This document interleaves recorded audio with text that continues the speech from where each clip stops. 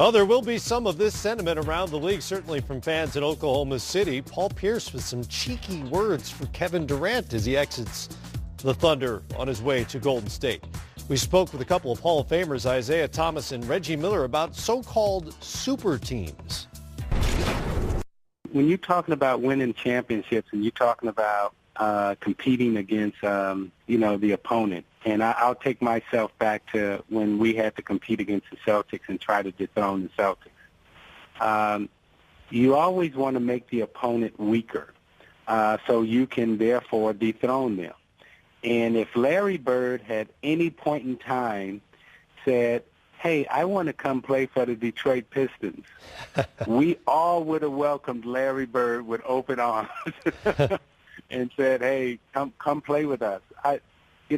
In sports, I believe in dominance. I believe that, when you do have super teams and you do have great players playing with each other, I think it makes the game better and it elevates the league and it forces everyone to dig a little deeper and get a little better. So I refer to those Celtics teams and I look at those Lakers teams. I mean, Matt, when I stood on that podium with the 50 greatest players ever, I was the only one on that podium who didn't have a teammate that was one of the 50 greatest players to ever play the game. So all these, when we talk about great players moving from team to team to play with each other, that's always been the history of our league. However, that hasn't been the narrative of our league. But when you look at that Laker team, when you look at that Celtic team, all those teams were stacked. And I'm sure when Jerry West had a chance to speak to Kevin Durant, he probably pointed out to him that Magic played with Kareem, Worthy, Bob McAdoo, so forth and so on. It's that's how the league is. I never wanted to play with them. I always wanted to beat them because it was a sense to me of pride and purpose to beat the other greats.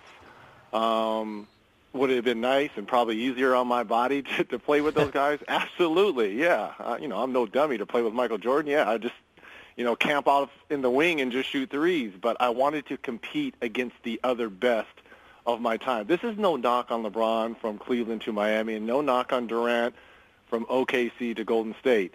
I understand it. We are judged in our game by championships, and that's what people always bring up about me. I never won a championship. Great playoffs, great career, one city, one team, but at the end of the day, I didn't win championships. And when it's all said and done, if Durant has 2, 3, 4 championships, we're not going to talk about him defecting from OKC to the Warriors. We're just going to focus in on his championships. And he looks around the landscape of the NBA, and he sees LeBron James just got his third. And what I'm really curious about, if the Warriors had won, being up 3-1 and had won the championship, being back-to-back champs, would he have made this decision? I think the Warriors being up 3-1, getting punched in the chin, and losing in 7 games, it made them look very vulnerable.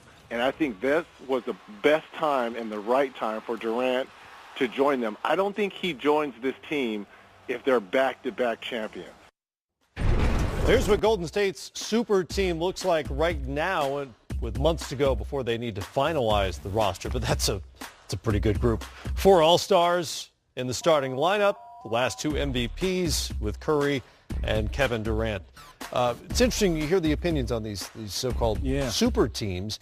And Isaiah's point is well taken.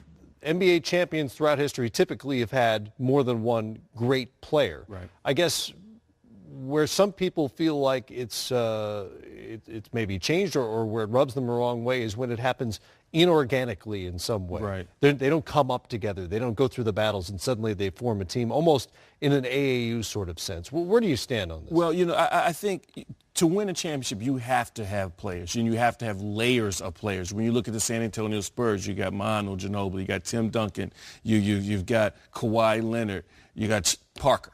Yeah. Now, that's 4 potential. You can make an argument that they're all-stars. So you need the talent to be there. The problem seems to happen when the player decides that this is where he wants to go. And I'm trying to figure out, why is that a problem? If a GM were to make the move strategically and move the chess pieces and acquire a certain player in a certain way, we say, oh, that's great. The GM is brilliant. Way to go. It's a power shift. But now the players are now moving the pieces and saying, you know what? I'm not going to let you tell me where I have to go. I want to go over here. LeBron says, he gets with the players and figures out a way, look, we're going to all end up in Miami. Why is it a problem when the players start to be the ones to make the moves? Why are we, from a public standpoint, viewing it as problematic? If a GM, if an owner had made this same decision, we would call him brilliant. To have the power and the money now, as we're seeing this free agent That's period right. So times as are well. changing, and I think we need to change our thought process with a lot of this. All right, more ahead here.